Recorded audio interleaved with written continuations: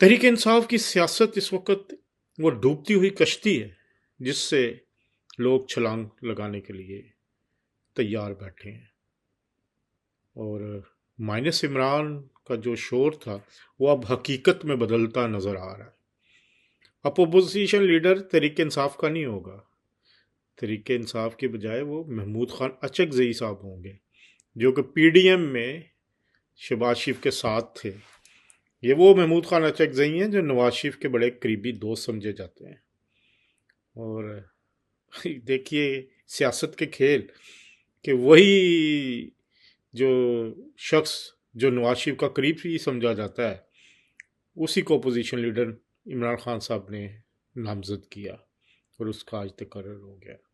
تحریک انصاف میں اس وقت شدید بے چینی کا عالم ہے۔ تحریک انصاف جو آلریڈی کئی گروپس میں کئی دڑوں میں بٹی ہوئی ہے، محمود خان اچکزئی کے اس اپوزیشن لیڈر کے تقرر نامے کے بعد اس کی صفوں میں دراڑیں اور زیادہ نمایاں نظر آ رہی ہیں۔ علیمہ خان صاحبہ اس سارے تقرر نامے سے خوش نظر نہیں آ رہی۔ وہ اپنا جو شو ایک لگاتی ہیں ٹیوزڈے کو، ہر منگل کو اڈیالے میں، وہ بھی آہستہ آہستہ دم توڑتا جا رہا ہے۔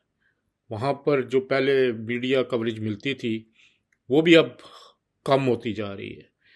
ٹک ٹاکرز جو سوشل میڈیا کے لوگ تھے جو پہلے آتے تھے ان کی تعداد میں بھی کمی ہو رہی ہے۔ ورکرز تو پہلے ویسے نہیں آ رہے تھے،